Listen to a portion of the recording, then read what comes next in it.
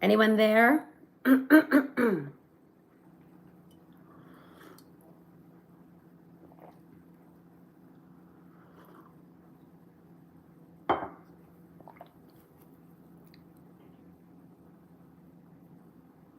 How's the sound now, Shannon? Sound is better?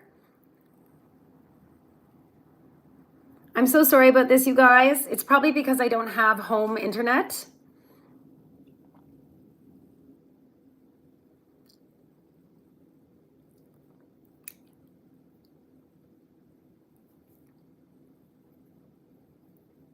I'm glad you and Dahlia are here, Angelina. Very nice. Okay, the sound is better. Yeah, it's probably because I don't have home internet. I don't know. Either way, I apologize. So while I'm waiting for people to, next time, just smack your PC really hard. So I'm doing this actually through my phone. Okay, here's a question. How to deal with anxiety before a big trip or event. So it's funny because when I did fly to Arkansas to do the Washita Trail with Jay, his mom and him picked me up at the airport, and we went back to this big Airbnb. It was his mom, his stepdad, Jay, me, and this big Airbnb. Anyway, and I was like, oh, I can't sleep the night before. I don't know why. Like, it's so silly. Like, I've done this a million times. I pack the same things every time. Like this. And I was surprised that Jay said, yep, me too. Like, he's like, even the whole week before, I'm like, and I was like, oh, okay, yeah. So I think it's just normal. It's excitement. And yeah, so how do you deal with it? You just, you check the list. All the regular things. You check your list. You recheck your bag. Lists are great. Lists are great. Especially just using the same list all the time. If you add stuff on after, that's fine. But if you've got that basics lists, you're going to be fine. And yeah, I've done so many of these things now. So I basically don't unpack my my backpack. In that backpack, I've got my food bag, my electronics bag. I call it my YouTube bag. My toiletries bag, which is toiletries / first aid bag. My sleeping bag. Did I already say my clothing bag? Anyway, those bags stay in there. Even if they're empty, they stay in there. So I know what goes in those bags. And so long as those items come with me, then I know I'm good. In the brain of my backpack, again, I never unpack it. It has things like trail tape. Do any of you bring trail tape with you? I always bring trail tape with me.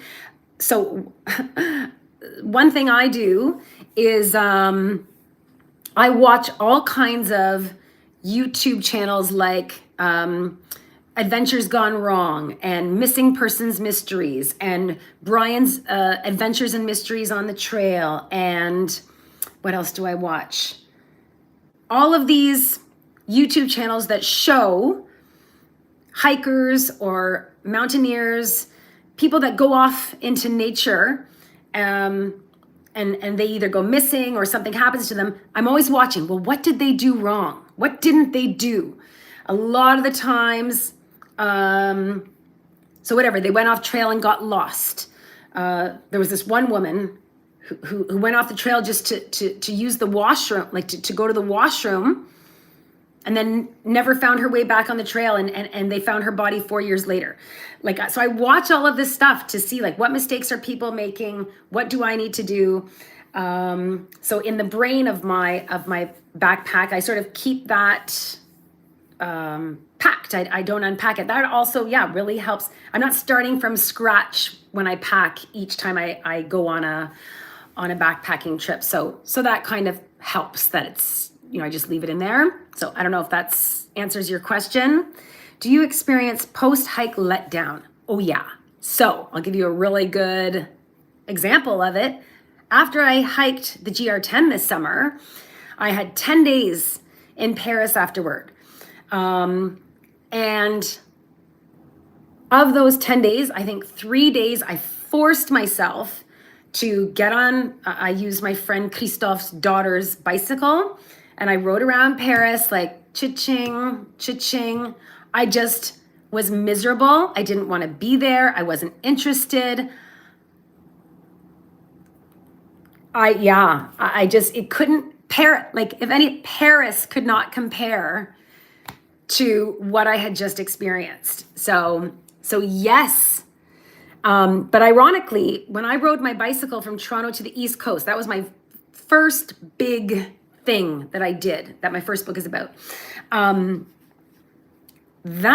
The glow that I had inside of me after that bike ride lasted for a year. I always joke that book wrote itself. I couldn't get enough of thinking about that experience, and the glow of that experience it never stopped burning inside me. But yeah, it's hard afterward to just return to regular life. But, that's when you just have to be your own mental coach and just realize, okay, so now the training is back on and the preparing is back on. Yeah, it's fun too. Like I've been dehydrating meals.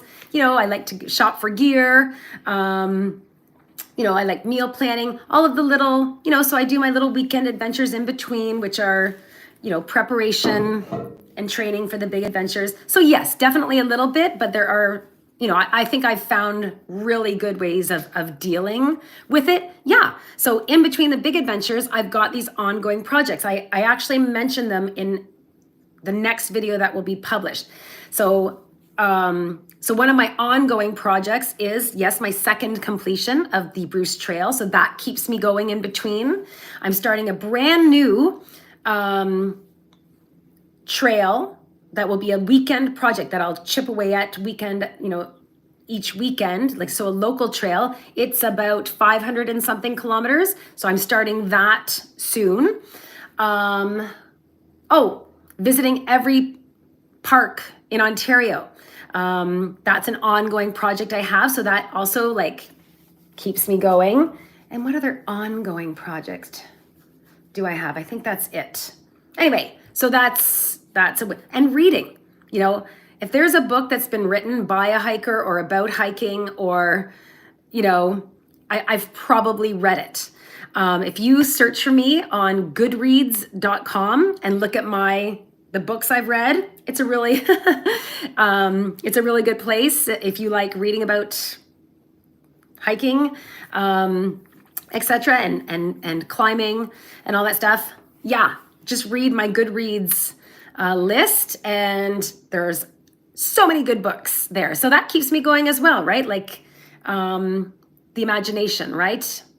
Anyway, the moderately regular life is boring. I find it hard to be driven. So often when I come up with a big idea, I often spend weeks building on the idea to help motivate myself. I started my business that way. Yeah. Do you like hiking or bike riding better? So I have been asked that question before. So I've bike packed coast to coast, right? Toronto to the East Coast and then Toronto to the West Coast. I loved those adventures. Do I like bike packing or backpacking better? I mean, yeah, I'm going to have to say backpacking, because there's something because bike packing, you are using a machine to help you. You're using the bicycle. It's still hard, and you still have to live a minimalist lifestyle, and you still can only bring with you what your bicycle can carry, but it's your bicycle that's carrying it. I just feel like it brings it to another level when you have to carry it. You have to be even more minimalist, an even better planner. It's even tougher exercise. it's just that it's like the difference between a marathon and an ultra marathon, right? At a marathon, you know, there's 5,000 people showing up to run that marathon.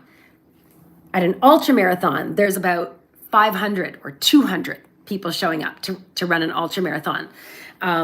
So it's just that, right, that little bit tougher. And I like that. I like the extra challenge. I like the exercise. So I would have to say backpacking, but luckily I don't have to decide between the two because I do still really enjoy bike packing. And then, yeah, you know, you can certainly see more and go further and take a little more, right? Maybe some luxury items, but not much. Anywho, so I hope that answers that. What's your longest hike in one day? What's my longest hike in one day? Oh, no, I know the answer to this question. So before this channel started,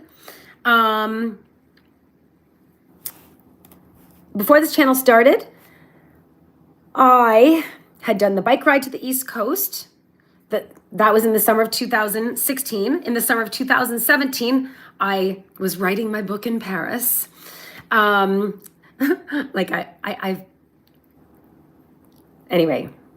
I liked that idea that I was writing my book in Paris. Anyway, in the summer of 2018, I did the Camino de Santiago. So that was the year before I started this channel. And so that is I think that's a 900 kilometer, I think it's an 800 or 900 kilometer pilgrimage. They call it a hike. I mean, it's a walk. It's not, you know, it's not really difficult. Yeah, the comfort crisis is amazing. Anyway, so on the last day of the Camino de Santiago, so I did that in 24 days. On the last day, I didn't want to, I just wanted to get it done. And I think I walked or hiked 52 kilometers that last day. I'd have to check my notes, but I'm pretty sure. And I thought and I didn't have any blisters the whole Camino.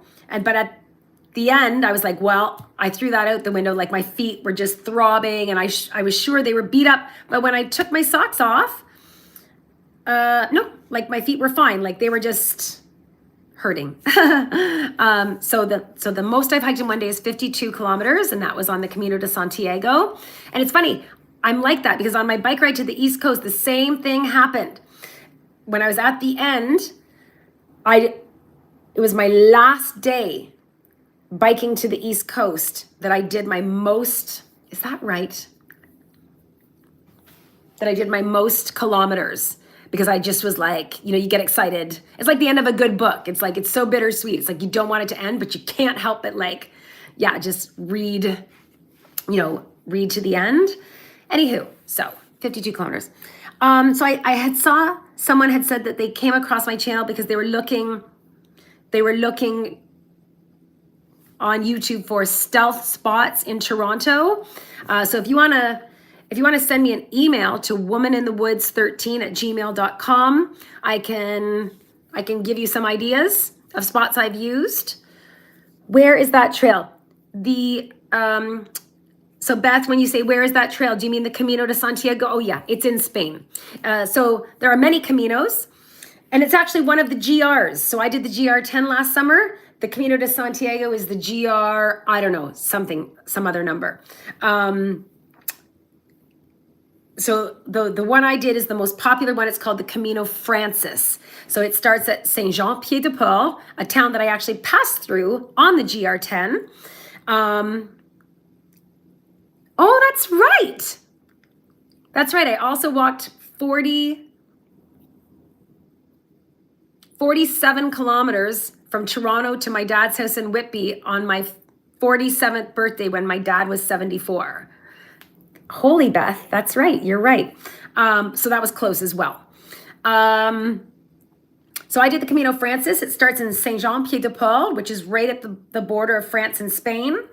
And it goes across, in the north of Spain, not right on the coast, but the north of Spain, to the Atlantic Ocean. Yeah, it's really popular. You stay in albergues along the way. I camped a couple of nights. It's a really good first backpacking trip if people are wanting to get into backpacking, just because it's comfortable, right? You go shelter to shelter, like hostel to hostel. I found you through Camping with Steve. Yeah, I think a lot of people found me through Camping with Steve because I donate to the beer donation every week, and mention my channel. And yeah, I'm so that's been a really successful way for me to advertise. I'm so thrilled with the results, and I feel so privileged that so many people have given me a chance. And I just hope that they continue to like my content, because I'm a little bit different than Steve, right? He's doing like stealth camping, and I'm doing more like through hiking, hiking and camping, that kind of stuff. Cool. Okay. So, I guess I'll tell you that story. I said I had a crazy story about Jay hikes a lot. So I'll tell that story. Which will also, I had wanted to share, how did this channel even begin? So after I did the Camino de Santiago, I shouldn't tell the story because I don't look very intelligent in this story. After I did the Camino de Santiago, I loved it so much. I was like, oh, I wish we had something like that back in Canada. And it's like, yeah, we do. It's called the Bruce Trail. So mention your Patreon page. Anson, you're so funny. Yes, I do have a Patreon page. If you can, please become a monthly donor. I really encourage people to just do something sustainable, something you'd never notice is coming out of your bank account, $2 a month, $3 a month. If everybody did that, right, then I think that's better than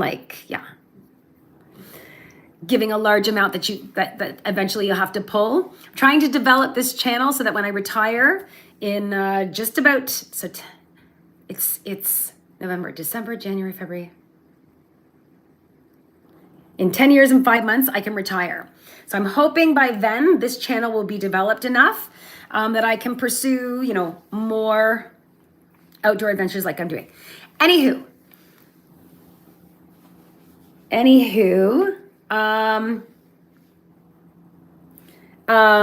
so I came back and I started doing the Bruce Trail on weekends. And then I wanted to do something else. So I started I wanted to do something for my winter break. So I just started researching. I was like, how, by distance and by climate, something that would be a warm enough climate, at the end of December, that was short enough that I could do it in 2 weeks, etc., etc. I did a lot of Googling, a lot of searching, and finally came up with the Ozark Highlands Trail. So I contacted the what was his title? The maintenance coordinator of the Ozark Highlands Trail.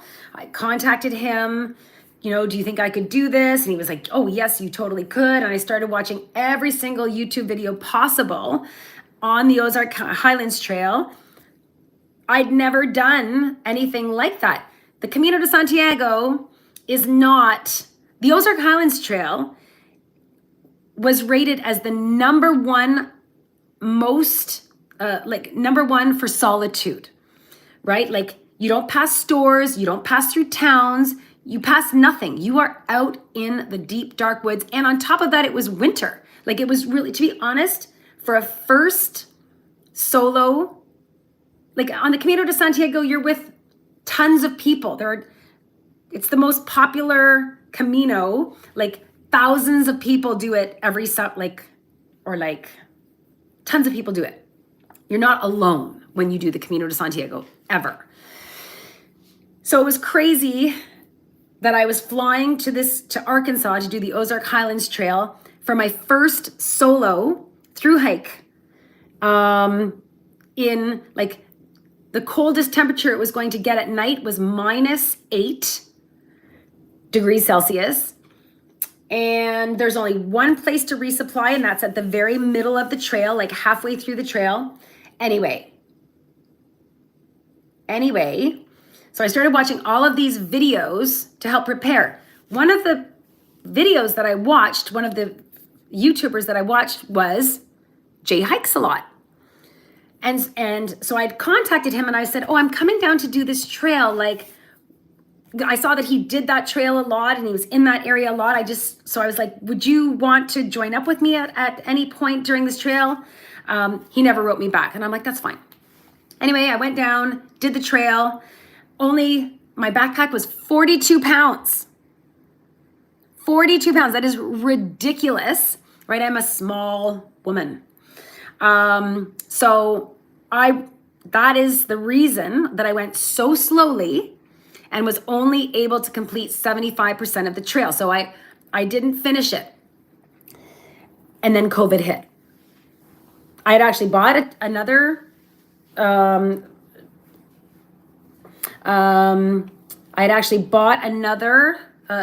plane ticket to go back on Saturday, March 14th, 2020. And it was on Friday, March 13th, 2020 that we were told, don't come back to work after the March break. Everything's closed. So I woke up on the Saturday morning. I was supposed to be on my way to the airport. And I was like, am I going to go? Are they going to let me back in the country? Anyway, so I didn't go. And I'm so glad that I didn't go because I was only planning to go to finish the quarter, the 25% that I hadn't been able to finish. But what I really wanted in my heart was to do it as a through hike, do the whole thing from start to finish.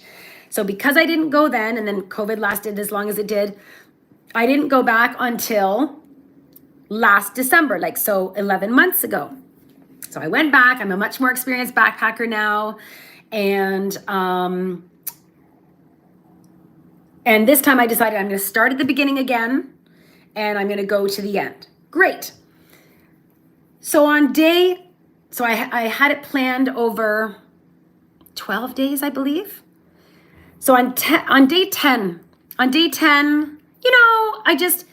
it had been cold. I'd been out in the woods for 10 days. On that particular day, I had passed through a wilderness section, so there weren't any mile markers.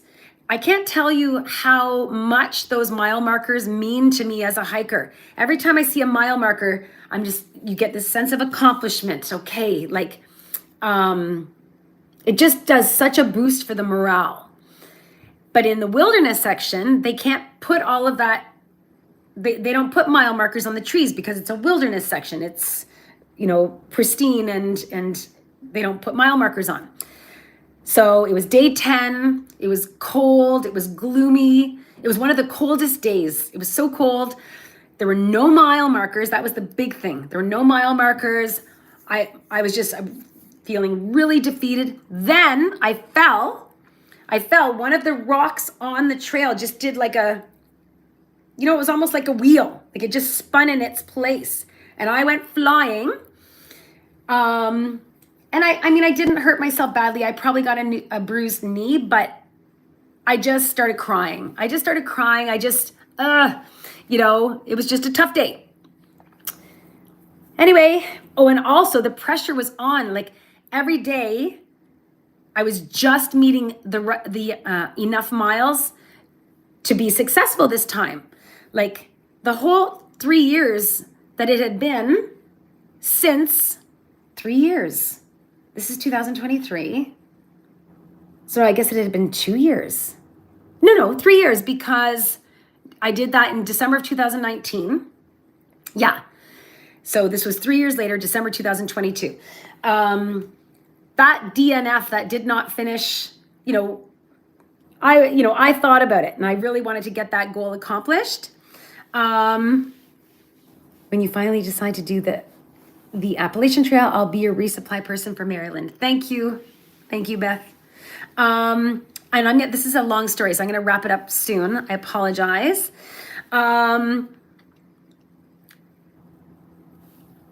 So every day, I was meeting the miles I needed to make to be successful this time, but barely. And that day I was falling behind, and I was like, if I mess this up, I've only got 2 more days to go. Like I can't mess this up now. Like, so I was feeling the pressure. Anyway, I fell, I was crying. Then the trail crossed a road and I couldn't see where the trail continued. And there was this truck and I was like, do you know where the road continues? And the guy was like, 1 second, and he drove closer. Now, a few days before, I had passed through this campground that was flooded. The people who were in the campground couldn't get out. The road was flooded. I could get in because I just took off my shoes and walked through, but it was way too deep for cars to go through. Anyway, there was a gentleman who was trying to leave the campground at that time. He was in a truck from New York City. His name was Jesse. His name still is Jesse. And we talked, blah, blah, blah. And I said, well, good luck. I hope you get to leave the campground soon, blah, blah, blah. So now this is 3 days later. I'm crossing this road. It's a terrible day. I can't see where the trail continues. There's a truck there. I'm like, do you know where the trail continues? The truck pulls up. It's Jesse. Well, I burst into tears because to me, that was like a familiar face. And he was like, oh my God, are you okay? And I was like, it's been a bad day. And he was like, he's like, well, I'm just camped at that campground right there. You know, you're welcome. Come camp. So I said, okay, by the way, for those of you who are like, oh, this sounds dangerous. I texted his license plate number. So I always carry a GPS system with me, a satellite system is what I meant to say. I texted his license plate. I told him I was doing it too. And he was like, yeah, whatever you need to do, you know. Anyway, I went to the campground. We just were hanging out. When we got back to the campground, Jesse realized someone had come by, stolen his barbecue, stolen a bunch of stuff, and he was upset. And there was no one else in the campground except for one little tent. So we said, let's go and ask that guy if he saw someone come by and who stole your stuff. Now, clearly, it wasn't the guy in the tent because he was just a backpacker like in a tent. Anyway, we go over to the tent. This is a long story. Wow. We go over to the tent and the guy comes out. Jesse and the guy are talking. He's like, did you see anyone? He's like, oh, I saw a white van. Anyway, when the guy starts talking to Jesse, I'm like, that guy sounds familiar. That guy looks familiar. So I said, do you work at the Burger Barn? The only place I had been in Arkansas. Like, I don't know people in Arkansas. I mean, I know a couple of people now, but anyway. So the only place I had been on that trip was the Burger Barn, right? And the other people in Arkansas, like that I know it wasn't my friend. I know a handful of people from my first trip. It wasn't them. And the only stranger that I had met was the guy who worked at the Burger Barn. So I was like, do you work at the Burger Barn? And he was like, no. And I'm like, okay. So I'm like, so him and Jesse keep talking. And then I was like, are you Jay Hikes a lot? And he was like, yeah. And I was like, oh my God. So yeah, that's how I met Jay Hikes a lot. What a small world. Like, how do you run into someone in the middle of Arkansas? But it happened. So it was great. So Jay hiked with me the next day. And yeah, we've kept in touch and we hiked half of the Washita Trail and blah, blah, blah. And so this channel was born because after watching so many of those YouTube channels like Jay's, I just thought, I'll start making my own videos too. I really didn't know what would come of it. I'm certainly not a how-to channel. I'm just like, here's some stuff I did and you know, yeah, that's it. That was a really long story. I apologize. Oh my goodness. I did ask him why he didn't reply. I was like, hello, I sent you a message. And he goes, oh, that's really strange because I normally do reply to people. And I was even able to pull it up on my phone and show him. I think it was through Instagram or something. And he just was confused. He was like, yeah, I really don't know why. I normally respond. So I think it was just an oversight. But anyway, just a very cool coincidence that, because he's not a big YouTuber. He has like 70 followers. But I knew who he was. He was a big deal, like, to me. Anyway, yeah. Burger Barn, yeah. Oh, Gilbert Grape. I don't know the association between those two things. I am not always doing dangerous things. Well, if I'm doing dangerous things, I'm not doing them without planning and, you know, putting thought and thinking about safety things, right? That's what I tell people too when I don't reply. Well, thanks a lot, Tony. Anyway, it doesn't matter. I mean, I believe him because we have become friends. So yeah. Anyway, have you ever hiked the La Cloche Trail? Not yet. I have been to Killarney Park, and I have hiked the Crack, which is amazing because it has a lot of scrambling, which I love scrambling. One moment, please. My favorite thing is scrambling.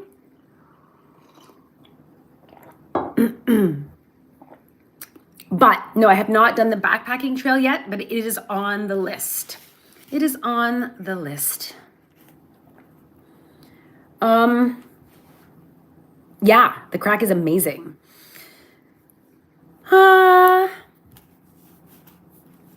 Yeah. I was like rushing through my story because I'm like, oh my God, it's so long. Any more big overseas adventures for 2024? Yes. Yes. There's one in particular I have in mind. I mean, I never share what I'm doing ahead of time. Actually, there are two. There are two that I have in mind. I never share what I'm doing ahead of time, just for, even if it's over the top and being too safety conscious. But yeah, I never say where I'm going to be before I'm going to be there, basically. But yes, I do. I'm definitely going back overseas. Now that we can again, kind of thing. My dad had said to me once, like, why don't you stay home? Like, stay in Toronto one summer. And I'm like, why? Like, I live here. I love Toronto. I'm a member at the Art Gallery of Ontario. I love, this is home. But there's no way that I'm going to stick around here for an entire summer. So yes, I'm definitely going back overseas in the summer to do at least one of these two trails I have in mind, but possibly both. Will I spend the entire summer overseas? That I don't know yet. So we'll have to see. What boots do you wear? What was before? What boots do you wear? I see you seem to like a certain boot. So, number one, I would like to say thank you to Beth and to Robert D, who both spontaneously sent me money at the end of the summer as they were watching my GR10 series. My boots just became more and more dilapidated and falling apart. And both of those viewers just sent me a one-time sort of amount of money to get new boots. So I did give you guys a thank you in one of my videos that I never published. So Mark's Work Warehouse, I don't think they have Mark's Work Warehouse in the US. I think it's associated with Canadian Tire. I know it's associated with Canadian Tire. At Mark's Work Warehouse, the summer that I was living out of my smart car, so I have another playlist as well called Living Out of My Smart Car. That summer, I stopped by, I needed hiking boots. I stopped by a Mark's Work Warehouse. I just tried on this pair and they just fit so perfectly. So that was a long time ago. That was the summer of 2020, the first COVID summer. No, the first COVID summer, I rode my bike to Vancouver. So it was the summer after that. I can't keep track.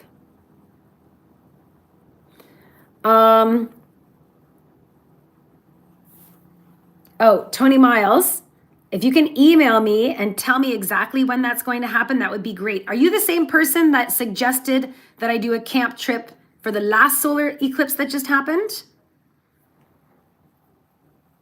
Anywho, so I wear this brand from Mark's Work Warehouse called, I have a second pair. One moment, please.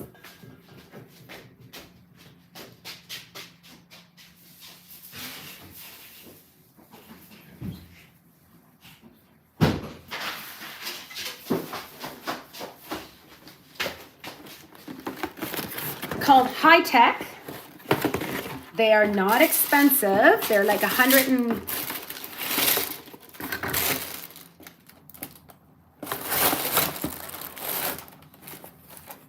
High Tech. Yeah, they're like $130 or something like that. Yeah. And the funny thing is that, so again, if you watch my GR10 series, by the end, my right baby toe was killing me. Like the pain, for such a small body part, the pain was excruciating. I had to take Advil every single day at the end and just wrap it. So I had to order these online, and I was like, I think I threw out my hiking boots at the end of the GR10 because they were falling apart. So when I went to order these, I was like, oh, I think they were a 6.5. I wear a 6.5. So I ordered a 6.5. But I realized once they arrived, I'm like, no, these are bigger. It was a 6 that I had. And you know what? I bought 2 pairs at the same time. So one I'm wearing now, and this one's ready to go for when this pair dies. Yeah, I think after I'd gone to a podiatrist before the GR10 to see about the baby toe, because it had started hurting me on the Ozark Highlands Trail. Anyway, it had started hurting me on the Ozark Highlands Trail, right? December of, like, almost a year ago. Yeah, went to see a podiatrist before the GR10 because I didn't want that to happen. You know, I didn't want it bothering me on the GR10. And it didn't for the first bit, and then it did, and it was so painful. Anyway, I mistakenly ordered this new pair of boots, a half size too big, and I honestly think that solved the problem. Like, my baby toe has not hurt me since. Now, I've only been doing weekend hikes at most, so perhaps that it hasn't solved the problem, but I think it has. We shall see. J'aimerais bien faire une vidéo en français parce que j'aime beaucoup parler le français. J'ai besoin des occasions de pratiquer mon français. Et si je fais une vidéo en français, j'aimerais beaucoup si les spectateurs pourraient me dire si je fais une faute et les spectateurs pourraient me donner du feedback. Alors, en fait, j'avais déjà fait une vidéo en français qui s'appelle La roulotte. Alors, je ne sais pas c'est quel numéro, mais oui, Jean-Pierre, oui, j'aimerais bien aussi à faire les vidéos en français. Mais aussi, je ne sais pas si mon niveau de français, c'est assez bien pour faire... par exemple, le langage particulier pour certaines choses. Je ne sais pas si j'ai le niveau de vocabulaire pour tout ça, mais je pourrais essayer, c'est sûr. Alors, peut-être bientôt.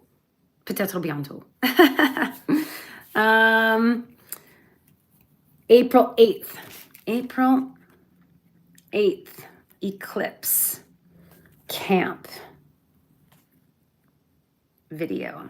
Okay, I wrote that down. Tony Miles. It's like you can get stabbed and it not... Oh, okay. And it not be that bad, but a paper cut is always painful. Yeah, like, do you see my thumb is cracked open? My thumb is cracked. It's like this tiny crack. It's from the dryness that comes in the winter. This is the most painful thing. And it won't go away. It won't go away because I keep using my thumb. Anyway.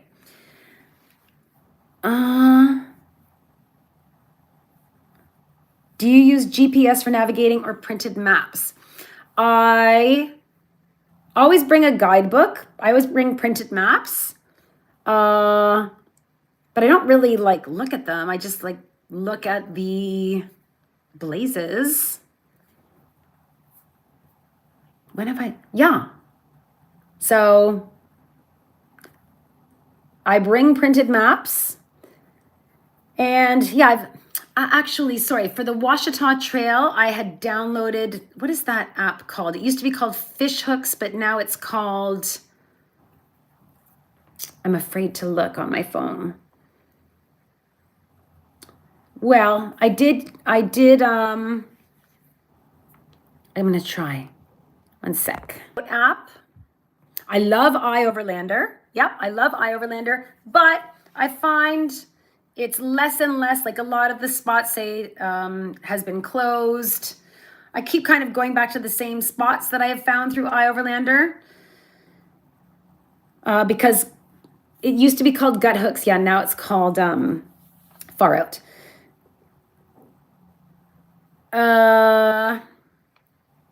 So I do still like iOverlander, and I always consult it, like especially if I'm on the road and I'm just looking for somewhere to sleep in my car for the night or whatever. It's difficult to explore new spots via iOverlander ahead of time because I've already explored the ones close to Toronto. I kind of just have to go out and take my chances and yeah. So whatever, it's always a gamble. It's always a gamble. And worst comes to worst, there's always Walmart. It's a Monday, so call in sick. I see. Well, April 8th. We'll see what happens then. Far out. I always photograph. Yes. Okay, so on the GR10, I had the guidebook. So every few days, I would just photograph all the pages. At first, I thought I would just rip out the pages and keep those handy and then either throw them out or put them back in the book and rip out the next few pages. And then I, thankfully, had that idea. I was like, I just photographed the next few sections and I would just delete them as I finished them. So, yeah, that's exactly what I do as well. I photograph the map. Yeah. So,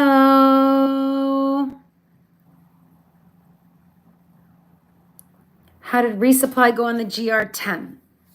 So on the GR10, there are 4 sections. And so basically, every day,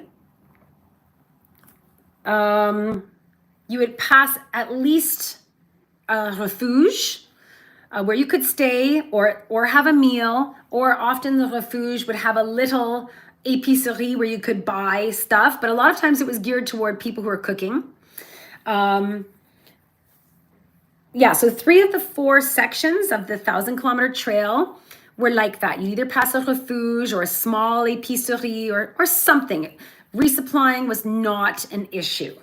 You could see right in the guidebook where the next épicerie or grocery store would be. The only section that was tricky was the 3rd section, the l'Ariège.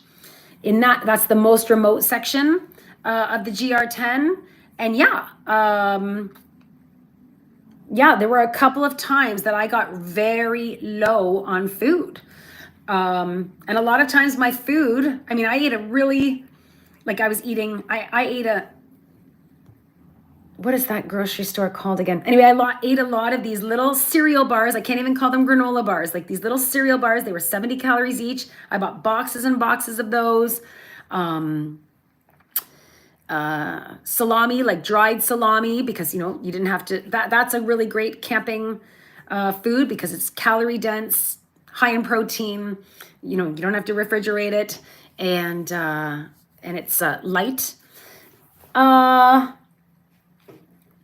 Yeah. So, there were a couple of times that my food got low, but nothing, you look ahead and you plan. That's all, right? So there were no issues. You just in that Ariège section, you had to be very mindful of where the next resupply place would be, because it could be far away, it could be 5 days away. And you had to be content with a very, bland menu kind of thing. Kind of like what I just described, not much variety. Of course, you could participate in the meals at the refuges. Some of them were really amazing. They were all of great quality. The French really take their food and their dinners and everything very, very seriously. But that can be very expensive to do that. Often the price of the meal, participating in the meal, was way more than the price of staying at the refuge. Anyway, I was on a budget. I also just wanted the most rustic experience possible. So I camped as much as possible. I very rarely stayed in a refuge, and I only participated in the meals at the refuge, I think only 3 times out of the 47 days. I'm pretty sure. So, yeah. Oh, merci beaucoup, Mélanie. Merci. Yeah, I'd love to do more videos in French, but only if my viewers give me feedback so I can improve. I know on the Continental Divide Trail, mountain bikers will mail supplies to themselves to the closest post office via General Post. So when I did the Ozark Highlands Trail, I did that. There's only one resupply spot, and that is right in the middle of the Ozark Highlands Trail. That's where the Burger Barn is. In that little town, there are 2 churches, 1 Burger Barn, and 1 post office.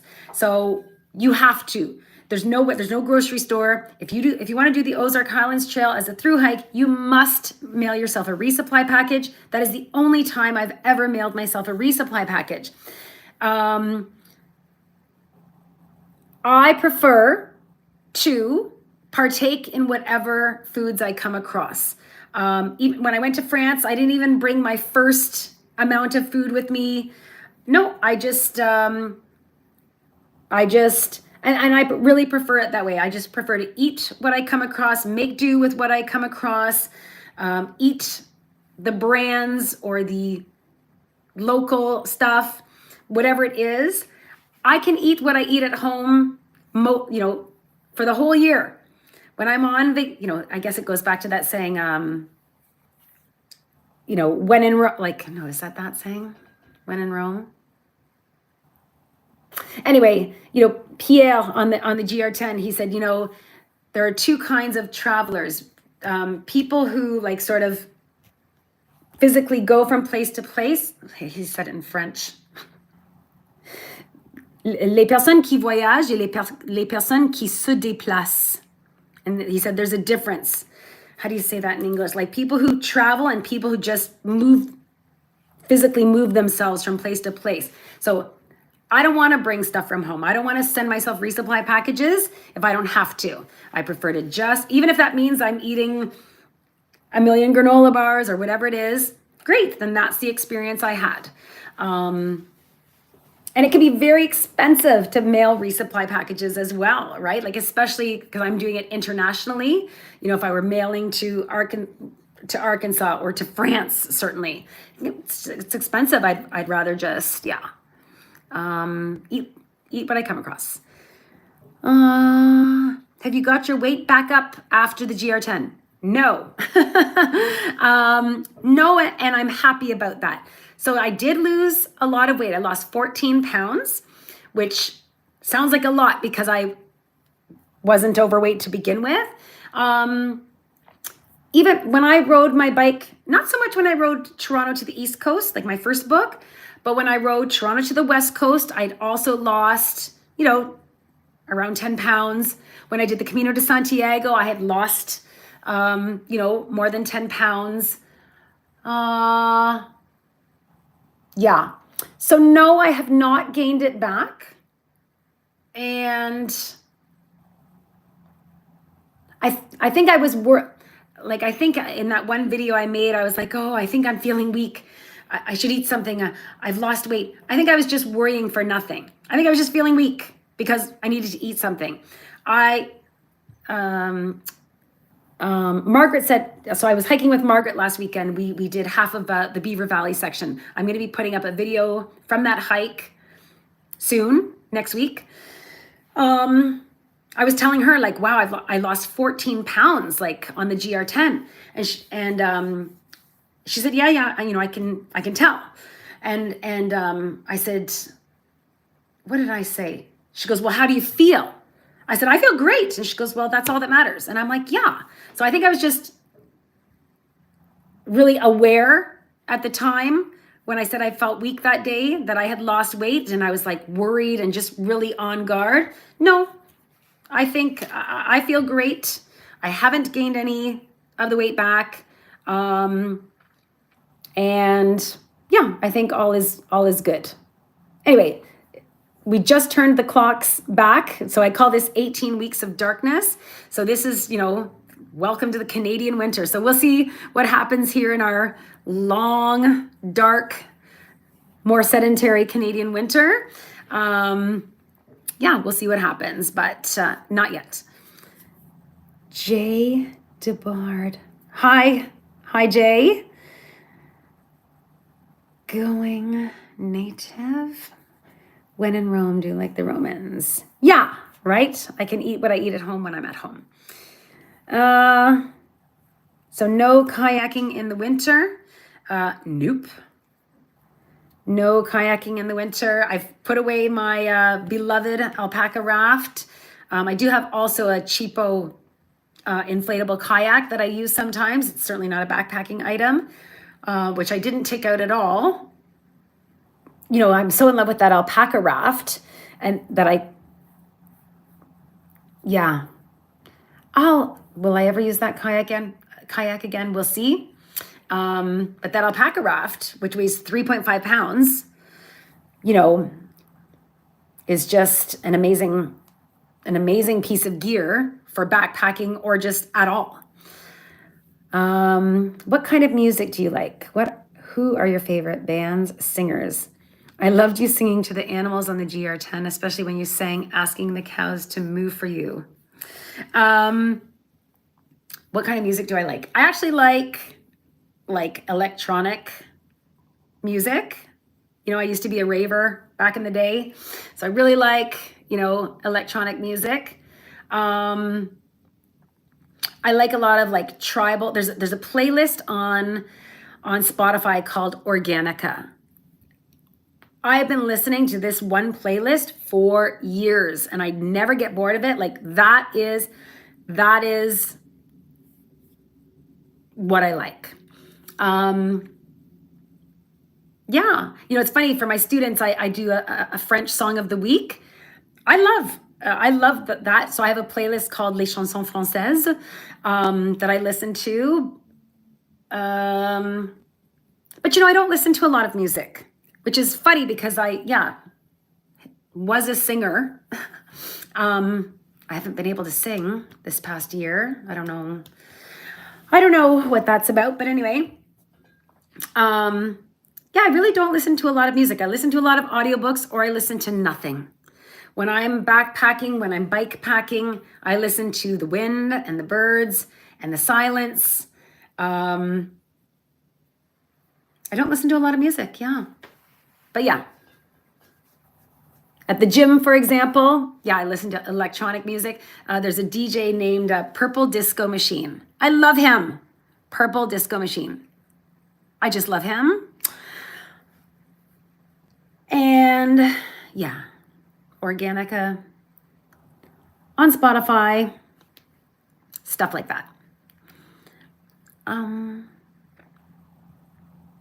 Seemed kind of obvious, but I had to ask. What did you ask, Tony? Oh, that kayaking is done for the, okay. Are all of your trips solo and why? Most of my trips are solo. So for example, the GR10, that was perfect. I loved that I was autonomous. I could do whatever I wanted, whatever distance I wanted, at whatever pace I wanted. But I loved also the meeting up at night, like seeing people that I'd met at night, talking about the day, that kind of thing. Same thing, like when Jay and I did the Washita Trail.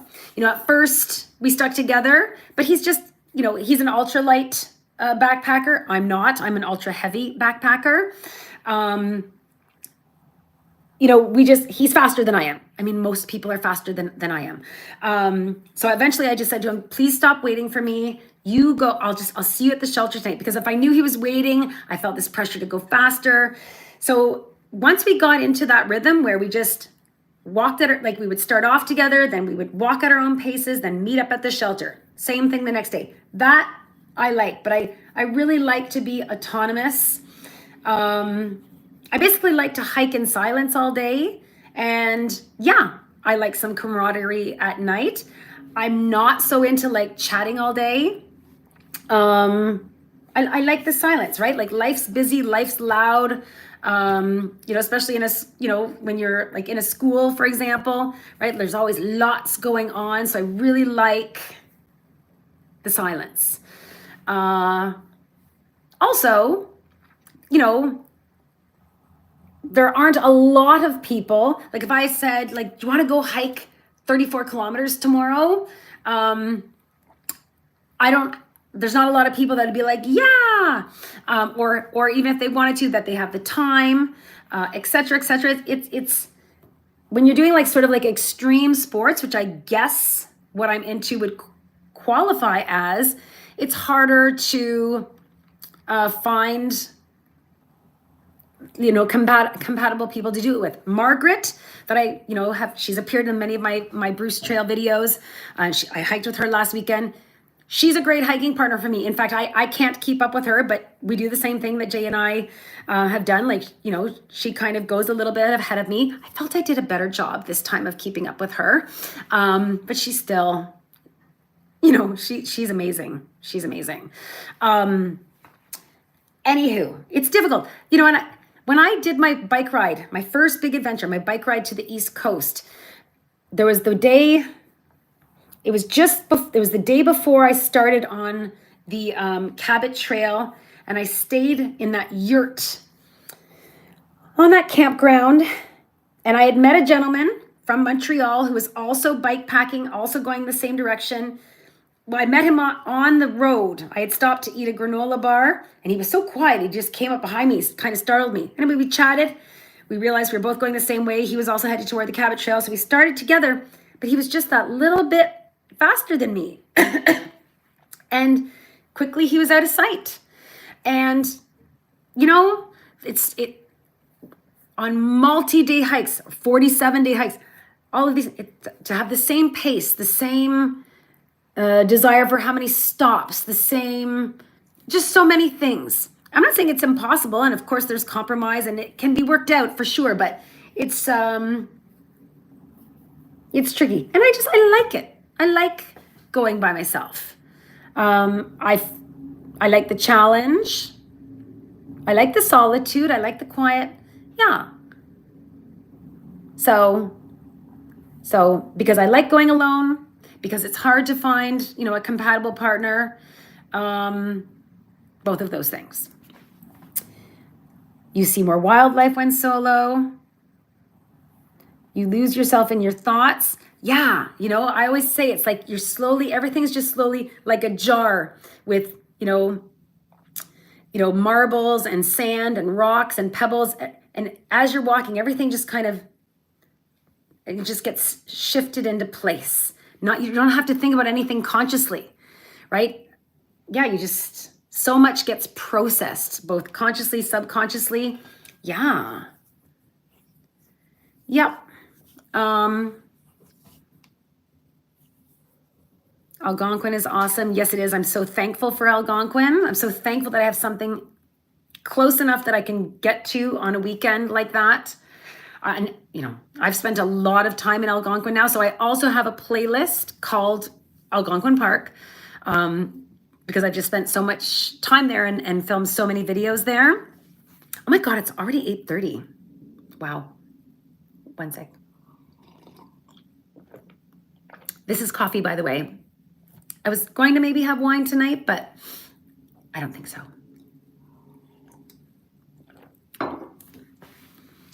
Also, as you get older, it's hard to find people to hike with you. I'm 72.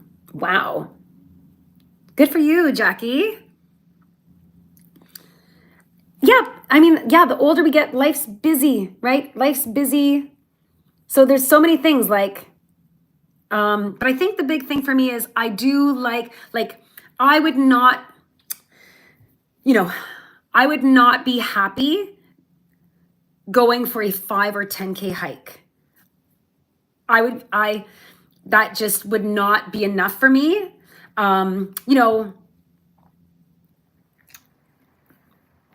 yeah, like if I'm gonna go, if it's a Saturday, if it's my weekend, if we're gonna go for a hike, like it's got to be at least 20 kilometers. Then I'll feel like, okay, then yeah, like I'd be willing to meet up with you and do that. But if someone was saying like, hey, want to come on a hike with me? I want to do this 10K hike. I just, and it's,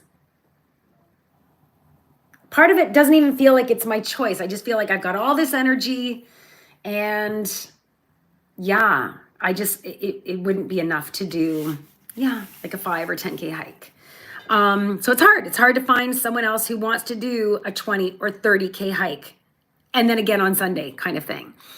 My parents just camped in Zion National Park in Utah. Yes, I know there are so many. I mean, hopefully when I retire in 10 years and I've got my retirement van, I'd be heading south to the States to do a lot of Joshua Tree National Park, Zion National Park. There's so many that in all of these videos that I watch about hikers and adventures gone wrong and all that stuff. They take place in all of these amazing parks in the US. So I plan to visit those in the retirement van. Yeah, Tony Miles says, I plan on hiking and cycling at 72, knock on wood. Absolutely. It's just, you got to keep moving, right? Like, I think it's when we stop moving and stop using our brain that we start to age the most. So Nick Brown, they had a family reunion in Joshua Tree. Congrats on the CN Tower pace. Thanks. I was really, really pleased with that, especially because I did the first few flights. I wasn't racing yet. I was staying with the group. And then when I realized the pace the group was going at, I was like, oh, no. Like, I got overtaken with, the moment and my excitement. So I was like, okay, I'm going to take off. And then I started racing. So even though I wasn't even racing the first few flights, I still did a really good time, like for an old lady, So I really am going to, like I said in my last video, Balsam Lake, my best time ever was 13 minutes, 37 seconds. I'm just wondering if I can get that time again or come close or whatever. Yeah, I think my students got bored and signed off. They haven't said hello in a while. Not sure if you know, but your solo adventures inspire me to solo camp and bike. That makes me so happy. Thank you, Julie, for saying that. Certainly my channel's not a how-to video. I'm no professional, I'm just sharing what I'm doing. I'm so thrilled.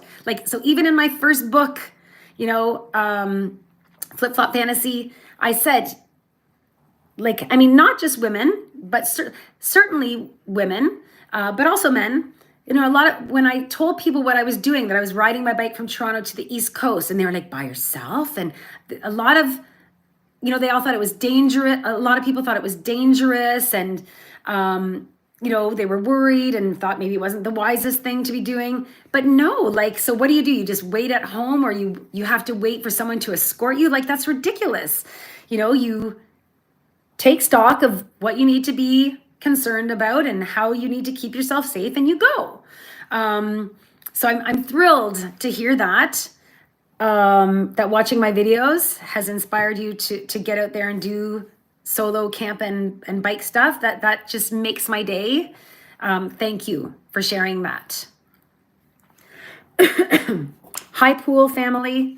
A lot of, the beer donations that I give to Camping with Steve, have attracted a lot of viewers this way, and I'm so thankful. Thank you for giving me a chance, and I know my content is similar but different, and hopefully you do find it enjoyable. Thumbs up at Julie is right. Balsam Lake is a small park but very popular in the summer. Yeah, I'd be curious to see it with the foliage on, because like I said, it just felt like I mean, thankfully there weren't a lot of campers there. Otherwise, it would have been very like almost awkward how close and how non-private the sites were. Obviously, with foliage, that would be better.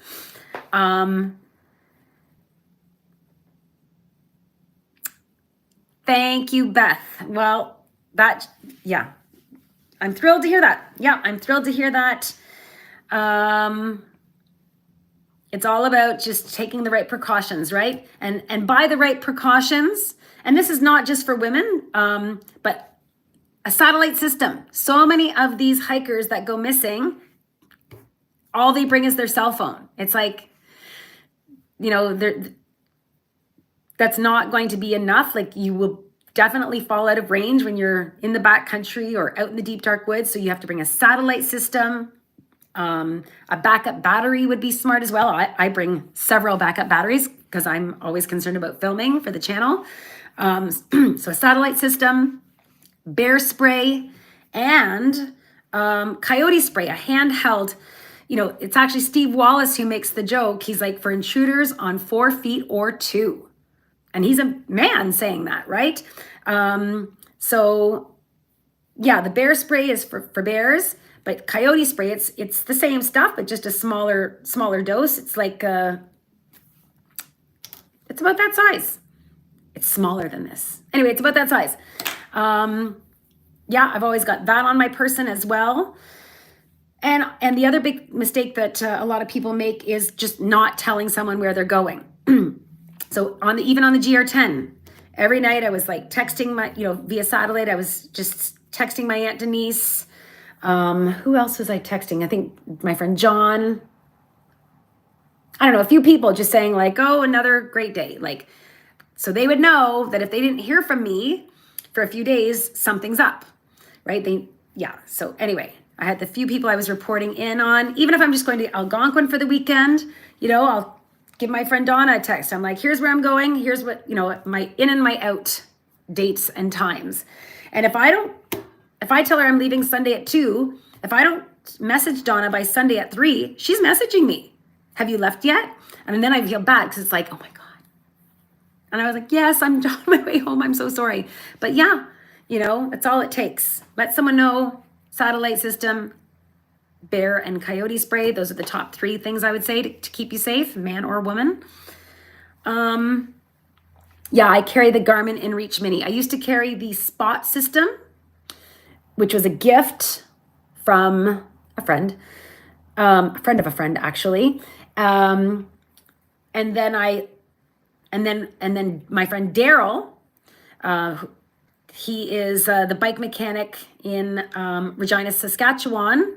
In my second book, Look Mono Hands, he sent me his old Garmin InReach system. So I switched over to that because on that one you can actually text.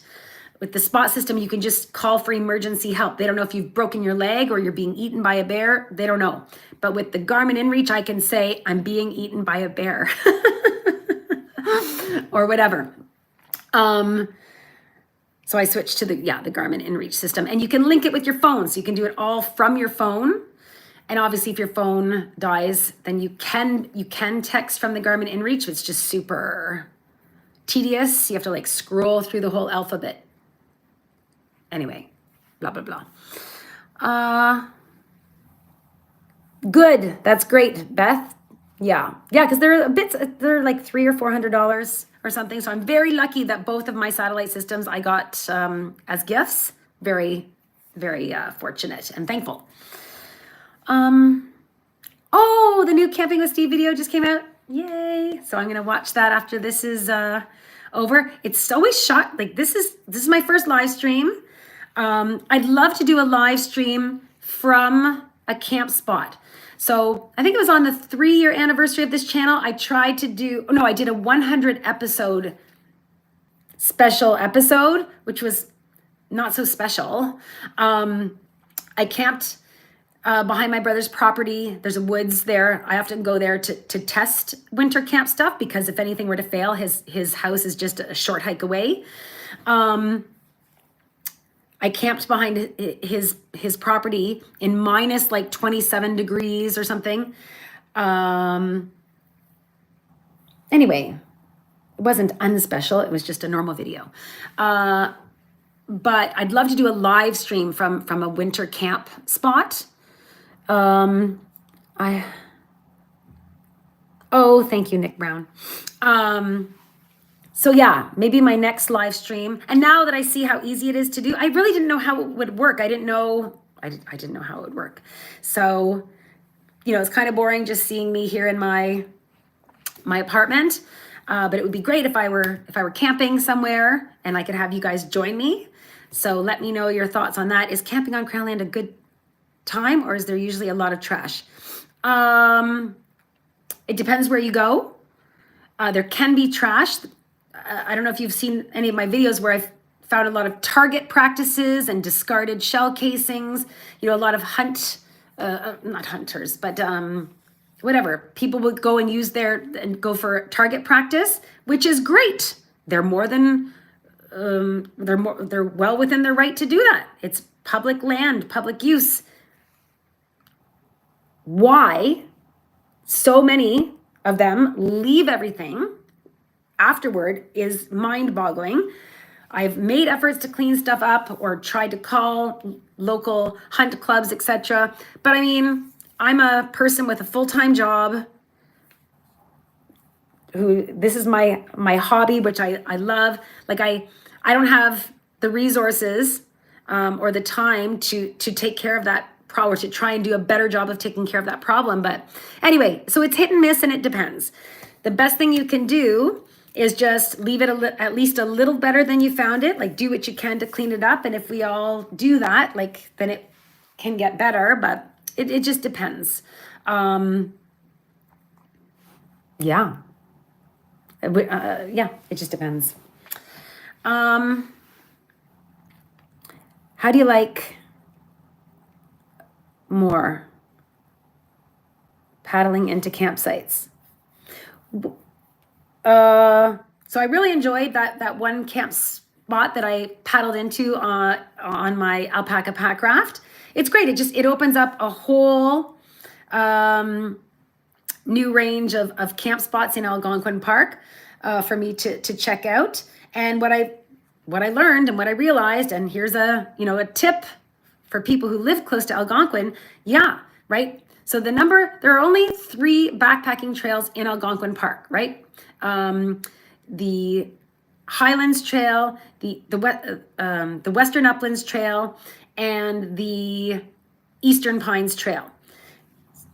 Okay, so there's a limited amount of camp spots dedicated to hikers. The amount of paddle-in camp spots is exponentially more. And some are located on the hiking trails, right? But you would paddle in. So if you can't find a spot, a hike-in spot, which has happened to me many, many times, look for a paddle-in spot and paddle in instead. And then you could go for a hike, if you wanted to once you're there. But yeah, if the hike-in spots are taken, there are usually many, many paddle-in spots that are still available. So it's always exciting arriving to a camp spot at Algonquin Park because they're so beautiful. They're so beautiful.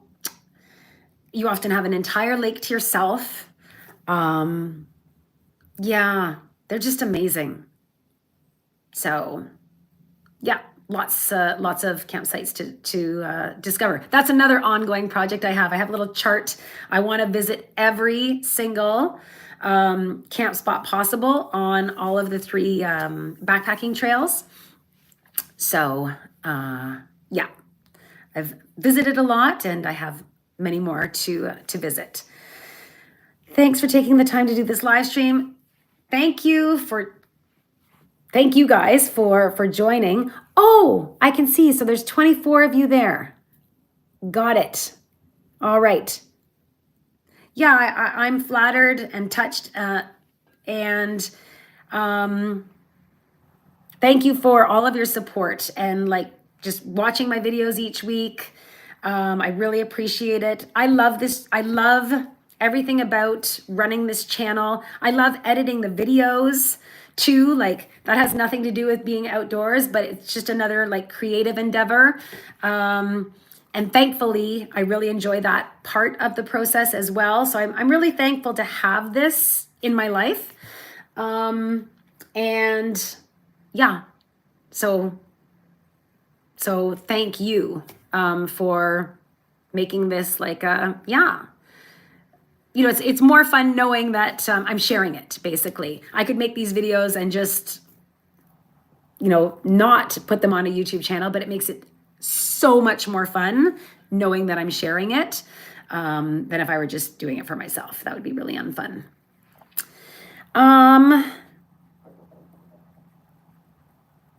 Not boring. This has been great. Thank you, Beth. Whenever I see trash on the trail, I think woman in the woods would be pissed. Yeah, I would be pissed. I do get pissed when I see garbage, but I also try to walk myself off the ledge because especially after COVID, right? We saw a lot of new campers, a lot of new hikers who will learn, right? So we want to deliver that message like in a friendly way because if we deliver it if we're pissed and deliver it, no one's going to be receptive to that, right? Also, when Jay and I hiked the Washita Trail, at one point he came up to me, he's like, "Is this yours?" And it was my bag of garbage. And I was like, "Oh my God, it had fallen out of my pocket." I said, "Oh my God, thank you so much." It even said "woman in the woods" on it. Anyway, so I was like, "Thank you so much." Oh my God, I would have been so upset. And then I put it in a different pocket or whatever. Well, no, I lost it again. So someone else is going to find that and be like, "Ugh, people are so rude and ignorant." Sometimes people, just lose things or, litter by accident. I know that happened to me on the Washita Trail. Yeah. Hopefully they'll learn and whatever. We can all just try to pick up the garbage that we see and all of that stuff. Winter camping is the best season. Yeah, it's just... Anyway, I have to up my winter camping game. I've done very little of it. I've got some of the gear, not all of the gear. So, and I bought that little buddy heater right before COVID, and then it sat there, and now I went to go use it. Oh, and it doesn't work. So, and it did work. I did use it a handful of times, and I tried to find like somewhere to service it or whatever. Like, I know what people are going to say, just buy a new one. But then that's more trash in the world. Like, why can't I fix that one? I can't, if any of you know where I can bring a little buddy heater to be serviced, I would really appreciate knowing because I don't want to throw it in the garbage. I want to fix that one. It's perfectly, like it's almost brand new. So if any of you know, that would be great. What editing software do you use? iMovie. Everything about my channel is done from A to Z on my phone. On my phone. Yeah, absolutely everything. Adding the music, editing, uploading to YouTube, the filming. I have an 18, I just have a brand new phone. It's an 18 Pro Max. I never used to be that type of person to have the latest phone. I didn't care. It's only been since I started this channel that yes, I always upgrade to the latest phone to have the best picture quality possible.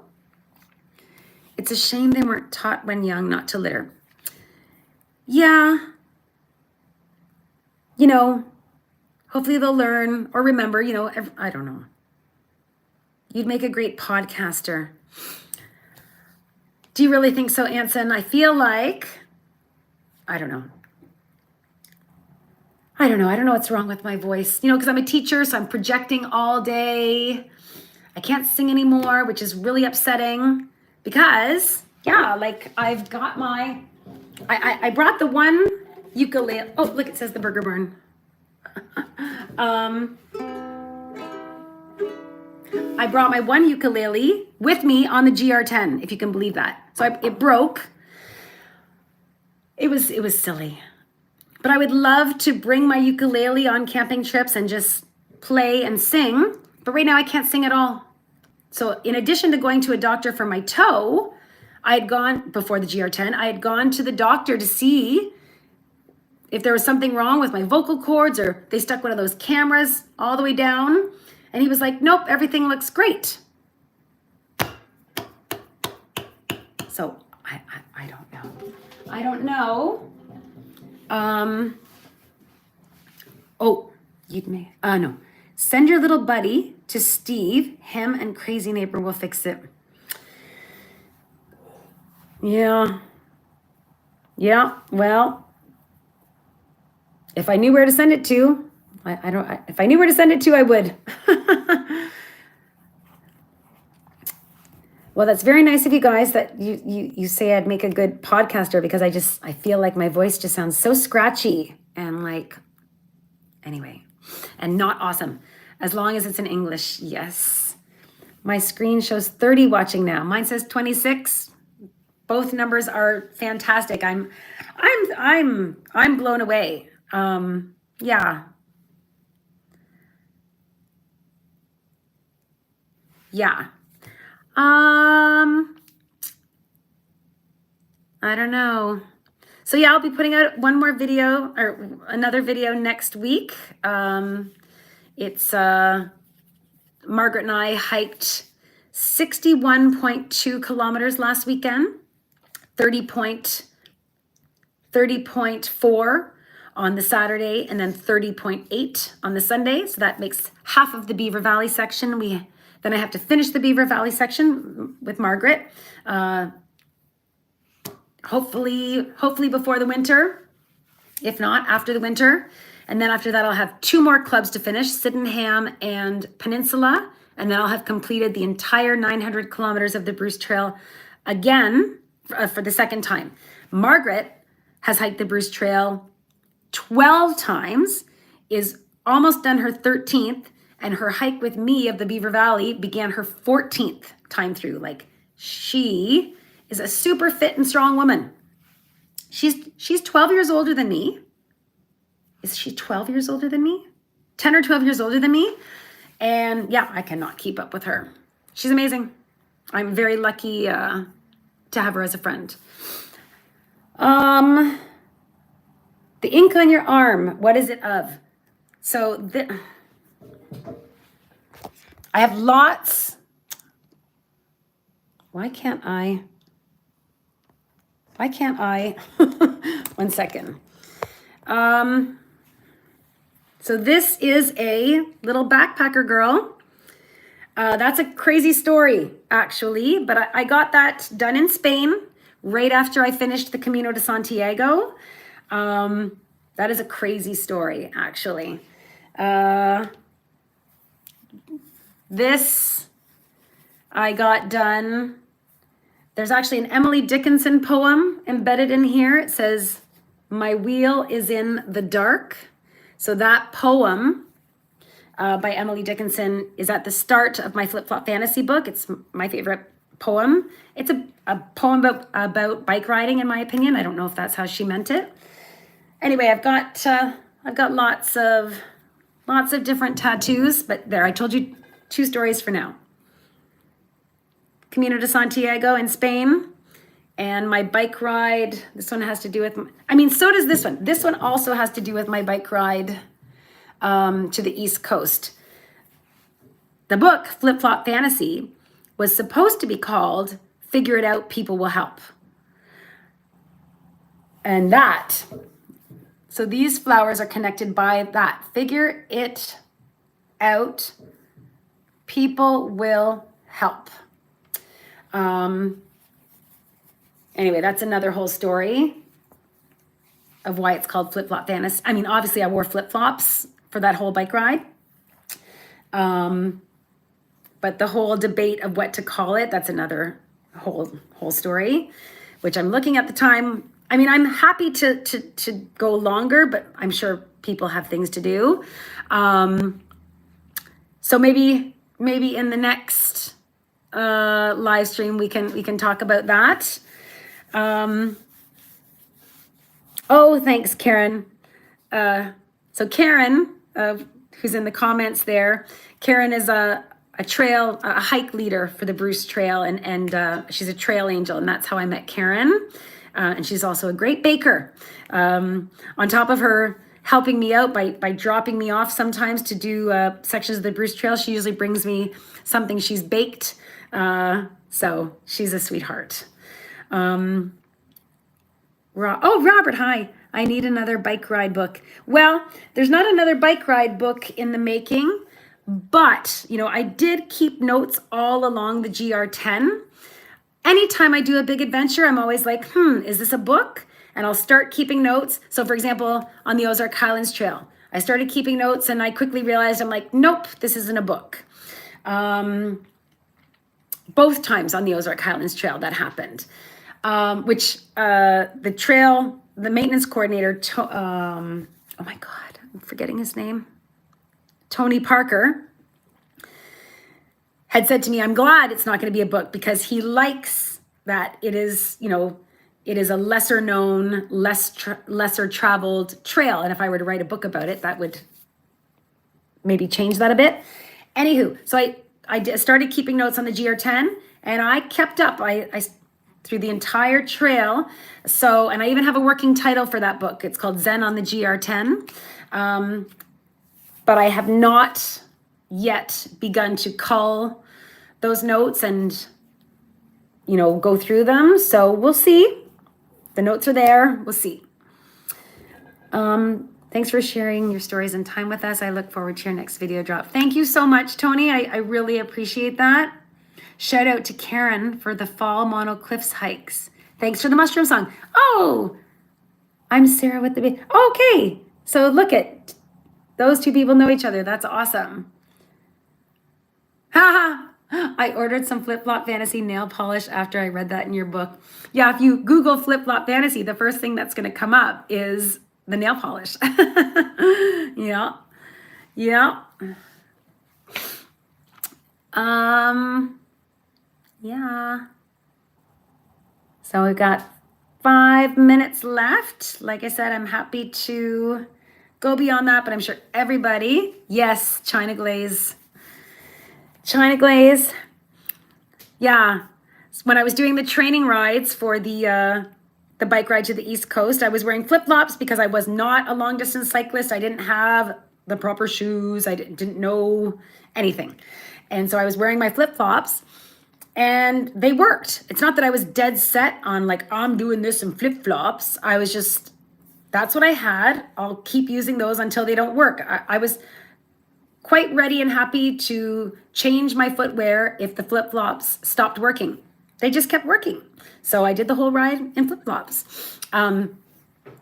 So yeah, I got a manicure before I left and I was trying to choose the color. And one of the colors was called Flip-Flop Fantasy. I'm like, oh my God, how perfect. So I got that color and that's where that came from. All of my Facebook posts that summer on my bike ride to the East Coast, I hashtagged it with Flip-Flop Fantasy. But that was never my intent to call the book that. Never. Anyway, there is a whole story that I can possibly share next live stream because it's way too long to share in 3 minutes. Thank you, Robert. I appreciate that. Nice to see you also, by the way. I was wondering if you'd be here. That's great. Yeah. So, not sure what else or how people wrap these things up. But, well, I guess I just want to say again, thank you. Yeah, at least 4 more years, I hope, right? I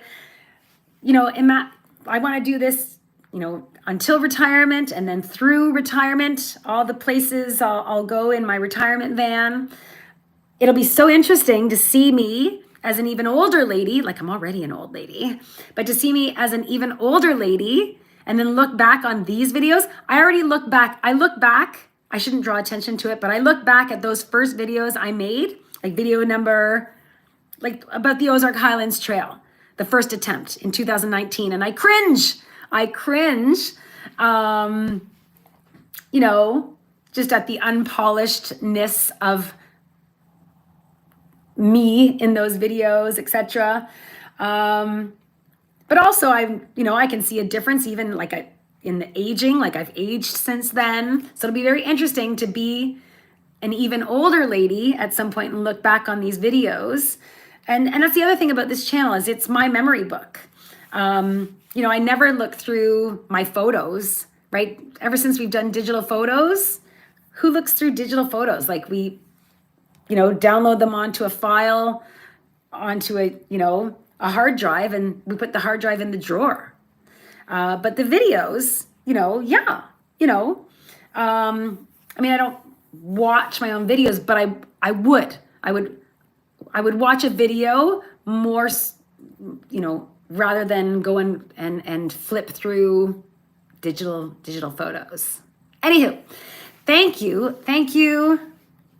Oh, Sharon, you're so sweet. Sharon, we have to go to Sneaky D's.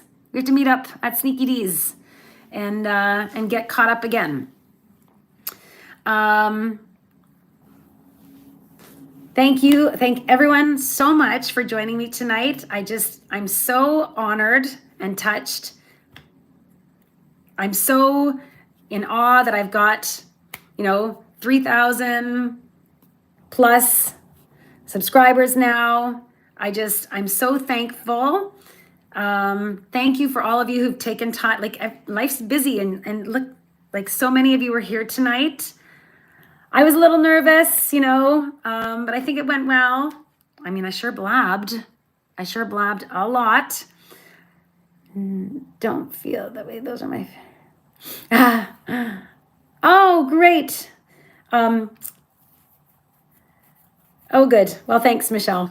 It's nice to know that they don't look as horrifying to you guys as they do to me. Good night, Dan. Nice that you joined. I always look forward to your comments and your blessings. Thank you, Jackie, 72. Keep going. Definitely say hi, Jackie. You're an inspiration to me. You're amazing. Shannon, can we meet and go camping? Maybe. That's another thing I was thinking of doing is planning, you know, just doing a whole, like, let's camp together, like reserving a spot and advertising it and having it be a group kind of thing. So I will group meet and camp. So Shannon, I will try to arrange that. But also you can email me at womaninthe-woods13@gmail.com. If you'd like to, you know, sort of spearhead that idea, I'm definitely into that. And Sharon, I'll text you and we will make a Sneaky D's date. And are those trees, Beth? Are those emojis trees? Thank you, Lee Parker. Thank you so much for joining.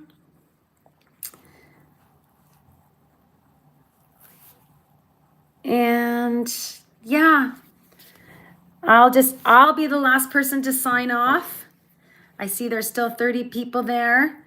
Does this record it or did I need to click something to record it? Because it would be cool if I could record it and then people could watch it after if they were so interested, like if they were so inclined.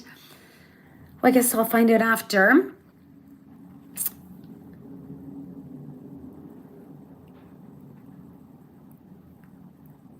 I can't see what those emojis are, Beth. I think the first ones are trees, and then those ones are, I don't know what they are. The email, my email is, it's right on my about section on the YouTube channel. It's womaninthe-woods13@gmail.com. Yeah, I do receive emails from time to time, which is really nice, just from random viewers, you know, sharing stuff that perhaps they didn't want to leave as a comment. And that's always nice. I do try to respond, at least something. I always feel guilty if someone sends me like a lengthy email and I can only respond, you know, with a few lines, but I do try to respond to every email. Oh, I hope you're right, Jackie, that it's recorded. Oh, it's clapping hands. Oh, thanks, Beth. You're the best. Yeah. I appreciate all of the,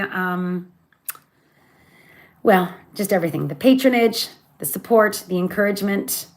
And yeah, I hope not 4 more years, 40 more years. How old would that make me? Super old. That would make me, so I'm going to turn 49 on Monday. That would make me, 89. Yeah, I'll still be doing this at 89. So 40 more years of Woman in the Woods. Get ready for it. There's a save button on my screen. Good night, Mr. Campfire. Thank you so much for joining. You always leave the best comments. I always look forward to knowing that you've watched and left a comment. I'm really glad that you joined, Mr. Campfire. Bye, Jay. Thank you. Thank you, Mr. Giddy. Yeah, you're another one, Roger Giddy. You have consistently left comments for so long. So yeah, I feel like I kind of know you. Thanks for the birthday wish. Thank you, Julie. I really appreciate it.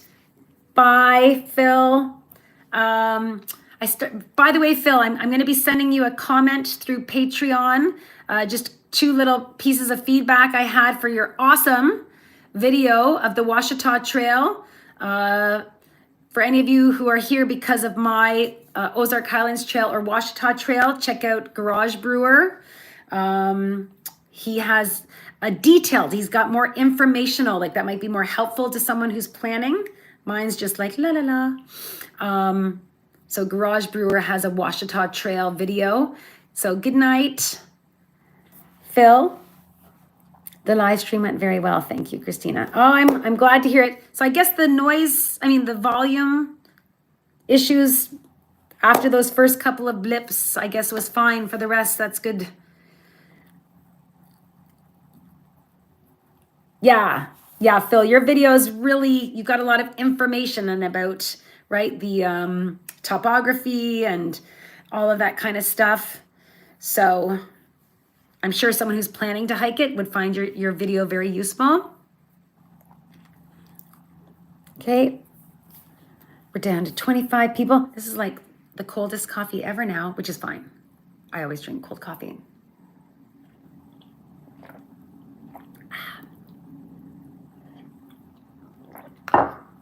I was going to have a Christina's Cabin coffee. I don't know if you guys know what a Christina's Cabin coffee is, but my cabin in New Brunswick, when I spent the winter break there, and it was so cold, and I made a Christina's Cabin coffee. So I think there was Crown Royal, skim milk powder. I made, what else was in that? There was eggnog spice or something. Yeah, eggnog spice. And I think that's it. So milk, Crown Royal, and eggnog spice. So I was going to make a real Christina's Cabin coffee for this live stream. And I went to the grocery store because it's that time of year. And sure enough, they had eggnog already. So I was going to make a real one. But oh my gosh, that is high in calories. Half a cup was 130 calories. I was like, I'm not going to do it. I will when it's actually like Christmas. Although I won't be here and I'll be on a trail somewhere. Anyway, at some point over the holidays, I will do that, but not quite yet. Thank you, Jay. I will have a great B-day. Merci beaucoup. Oh, Shannon's already emailed me. That's great. I will, check my emails after I sign off here. It says here there's still 20 people here. Maybe they've gone off and done something.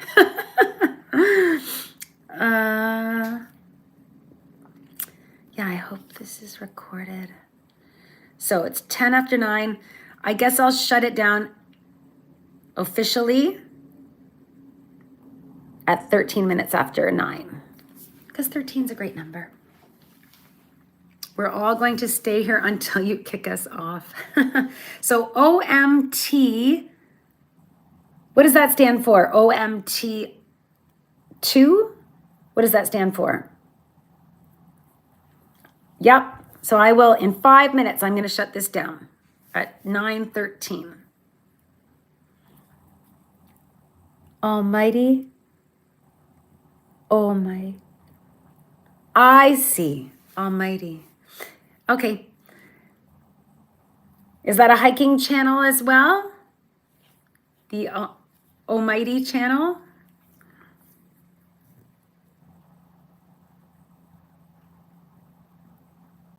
Nice to meet you, David. Bye, Sharon. I will text you. You're so sweet to have joined. Say hi to your family. And I'll text you. Bye, Sharon. It's a spiritual channel, work in progress. All right, great. Beth, you're so funny. Take care, David. Thank you so much. So, April 8th, the Eclipse Camp video, La Cloche in Killarney, and a group meetup camp. I'd thought of that idea already on my own, that it would be nice to do that. The difficulty would be, like I know, for example, in Algonquin, I think the largest site is like 8 people, can accommodate 8 people. Anyway, I'm sure it could be arranged, or it could go in waves, do a sign up and do one with 8 people, and then do another one another time or something, do some sort of sign up. If you went camping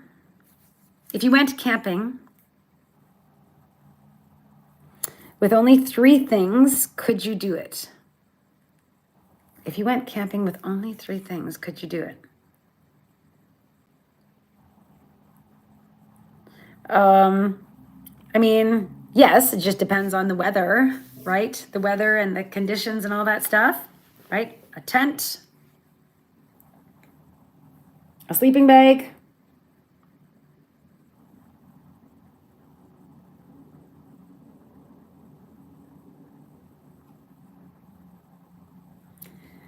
a sleeping bag, and food.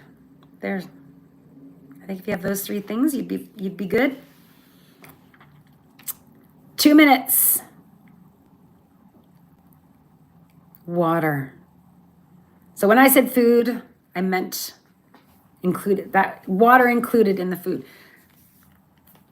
Yeah.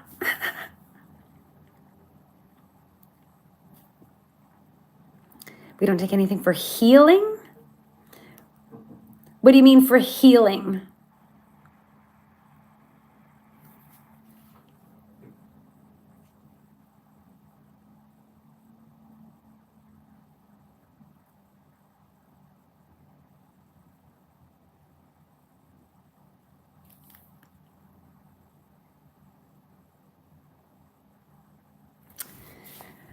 All right, 1 minute, and I'm going to say goodbye.